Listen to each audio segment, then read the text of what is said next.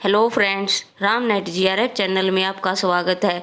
इस चैनल पर हम एनटीए नेट पेपर 1 और पेपर 2 दोनों की तैयारी करवाते हैं।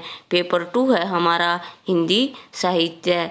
तो आज इस वीडियो में हम डिस्कस करेंगे जो हमारी हिंदी साहित्य के लिए इम्पोर्टेंट बुक है, हिंदी साहित्य का इतिहास बाय रामचंद्र शुक्ल।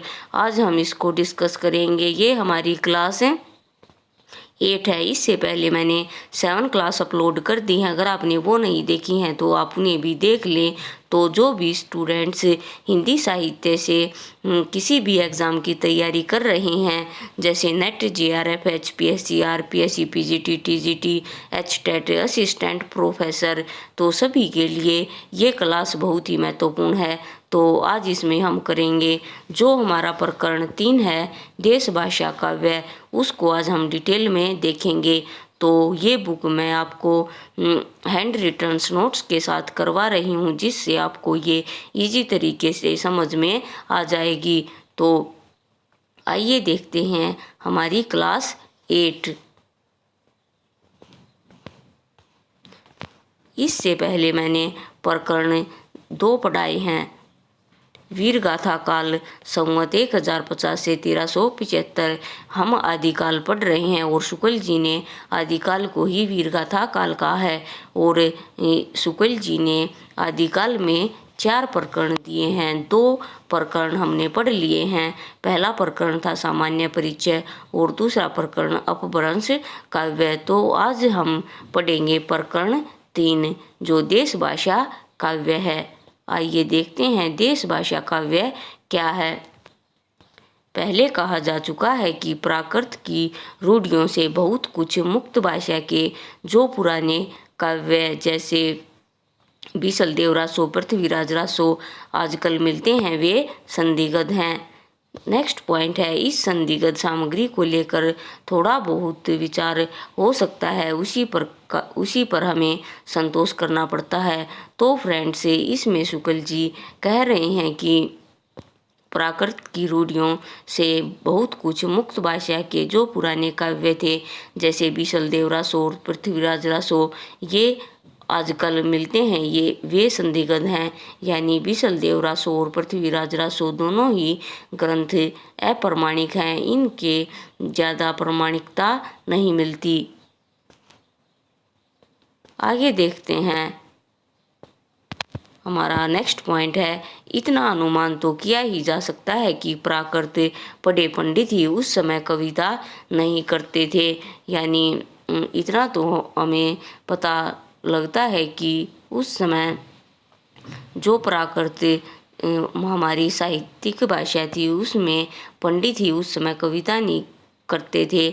और भी जैसे जनसाधारण की बोली में गीत, दोहे आदि प्रचलित चले आते रहे होंगे, जिन्हें पंडित लोग गवारू समझते थे। यानी प्राकृत जनसाधारण की बोली थी तो उसमें वो गीत और दोहे लिखते थे जो बहुत प्रचलित थे, पर जो पंडित लोग थे वो इन्हें गवारू समझते थे।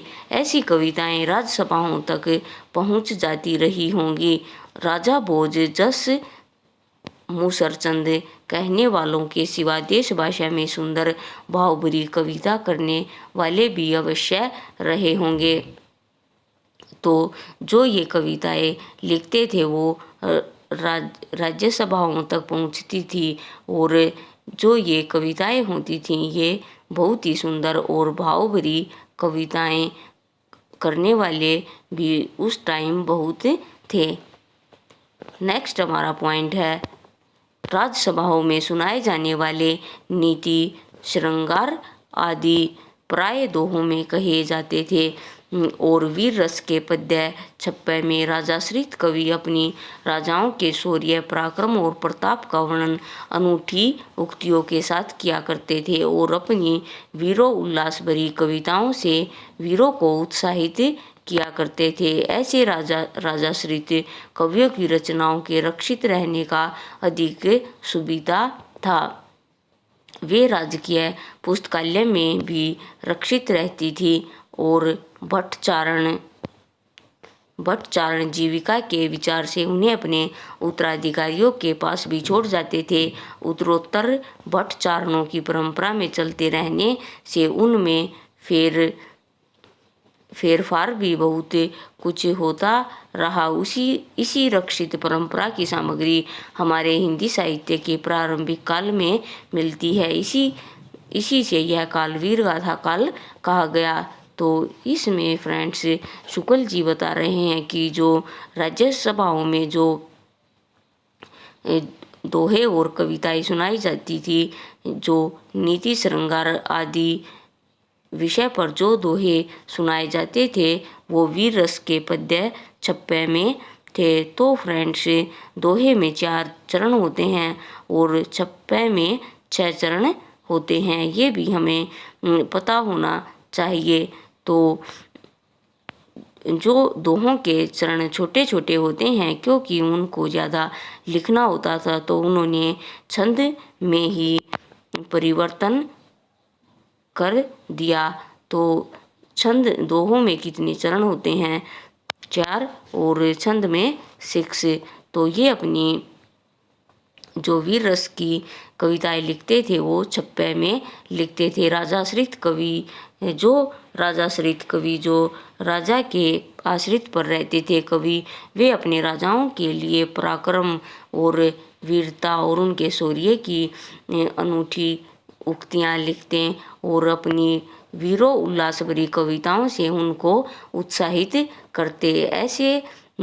ऐसे राजाश्रित कवियों की रचनाओं को रक्षित रहने का अधिक सुविधा यानी सुविधा थी। तो राजाओं को जो उनकी कविताएं अच्छी लगती थी, तो वो अपने पुस्तकालय में उनको संरक्षित कर देते थे। और भट्टाचारण जीविका के विचार, जो ये भट्ट और चारण हैं, ये जाति हैं, ये अपनी जीविका के लिए और अपने उत्तराधिकारी के पास इन्हें छोड़ जाते थे, जिनसे वो भी अपनी जीविका अच्छी तरह से चला पाते थे। उत्तरोत्तर भट्टाचारणों की परंपरा में चलते रहने से उनमें फेरफार भी बहुत कुछ होता रहा। इसी रक्षित परंपरा की सामग्री हमारे हिंदी साहित्य के प्रारंभिक काल में मिलती है और इसी से यह काल वीर गाथा काल कहा गया। तो जो भी रक्षित उनकी कविताएं होती हैं, वो हमें सामग्री मिलती है। तो हिंदी साहित्य के जो प्रारंभिक काल में हमें यह कविताएं मिलती हैं, इसी से हमें वीर गाथा काल हमने इसे कहा है। आगे देखते हैं, भारत के इतिहास में यह वह समय था कि मुसलमानों के हमले उत्तर पश्चिम की ओर से लगातार होते रहते थे। इनके धक्के अधिकतर भारत के पश्चिमी प्रांत के निवासियों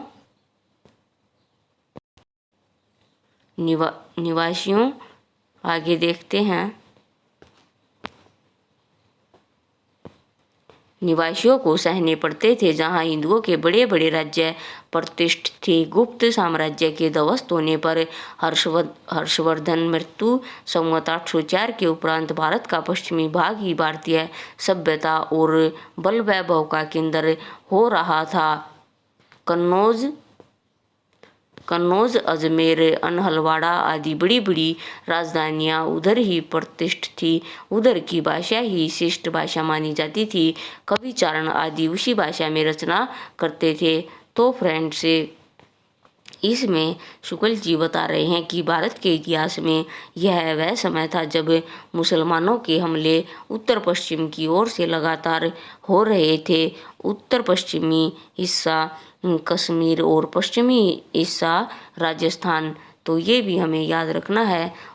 उत्तरी हिस्सा कश्मीर और पश्चिमी राजस्थान की ओर लगातार मुसलमानों के हमले हो रहे थे। इनके जो हमले अधिकतर भारत के पश्चिमी प्रांत के निवासियों को ही सहने पड़ते थे, जहां हिंदुओं के बड़े बड़े राज्य वहाँ पर थे। गुप्त जो साम्राज्य था उसका समाप्त होने पर जो हर्षवर्धन के उपरांत भारत का पश्चिमी भाग ही भारतीय सभ्यता का बल वैभव का केंद्र रहा। कन्नौज, अजमेर, अनहलवाड़ा आदि बड़ी बड़ी राजधानियाँ उधर ही प्रतिष्ठित थी। उधर की भाषा शिष्ट भाषा मानी जाती थी और जो कवि चारण थे वो उसी भाषा का यूज करते थे।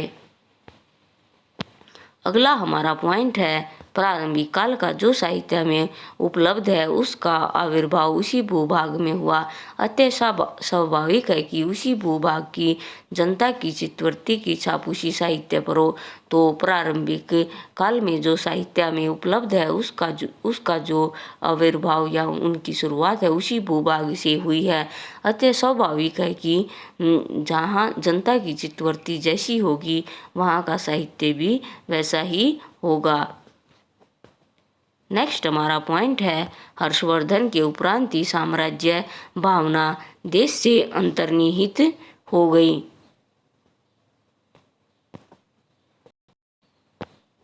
और खंड खंड होकर जो गहरवार, चौहान, चंदेल और परिहार आदि राजपूत राज्य पश्चिम की ओर प्रतिष्ठित थे, वे अपने प्रभाव की वृद्धि के लिए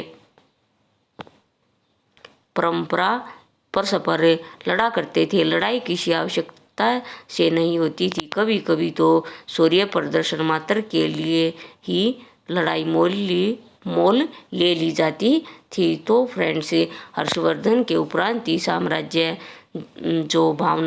साम्राज्य की भावना देश में अंतर्निहित हो गई थी। खंड खंड होकर यानी अलग अलग होकर जो गहरवार, चौहान, चंदेल और परिहार आदि राजपूत राज्य पश्चिम की ओर जो स्थापित थे, वो अपने प्रभाव की वृद्धि के लिए यानी अपना प्रभाव जमाने के लिए आपस में लड़ाई किया करते थे। लड़ाई की कोई आवश्यकता नहीं होती थी, सिर्फ वो अपने शौर्य प्रदर्शन मात्र के लिए ही लड़ाई करते थे। तो फ्रेंड्स, आज हमने इस वीडियो में देश भाषा काव्य देखा। इसका जो नेक्स्ट पार्ट है वो हम नेक्स्ट वीडियो में करेंगे। तो फ्रेंड्स, जो ये मैंने नोट्स आपको दिए हैं और इन नोट्स में मैं आपको करवा रही हूँ, आप इन्हें अपनी नोटबुक में नोट कर लें। ये आपको बहुत काम आएंगे। ये नेट JRF में ही नहीं, जब हम असिस्टेंट प्रोफेसर के एग्ज़ाम देंगे वहाँ हमें इनकी बहुत ज़रूरत पड़ेगी। और जब हम PhD करते हैं तो हमें डीप नॉलेज की आवश्यकता होती है और यही डीप नॉलेज आगे हमारे काम आती है। जब हम टीचिंग करते हैं तब भी ये हमारे काम आएगी। तो फ्रेंड्स, इनके आप नोट्स बना लें और इनको आप पढ़ें, ये आपके एग्ज़ाम में भी बहुत हेल्प करेगी। तो फ्रेंड्स, आज के लिए इतना ही। मिलते हैं नेक्स्ट वीडियो में शुक्ल जी के बुक के देश भाषा काव्य के टॉपिक के साथ।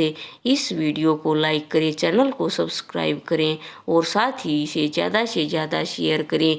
जो भी स्टूडेंट्स हिंदी साहित्य से किसी भी एग्ज़ाम की तैयारी कर रहे हैं उनके लिए रामचंद्र शुक्ल की बुक बहुत ही इम्पोर्टेंट है। तो आप जो हिंदी साहित्य से तैयारी कर रहे हैं स्टूडेंट्स उनके साथ इस वीडियो को शेयर करें और जो पेपर 1 हिंदी मीडियम से पढ़ रहे हैं उनको भी आप शेयर करें। तो तब तक के लिए फ्रेंड्स खुश रहिए और अपने जीवन में आगे बढ़ते रहिए। Thank you.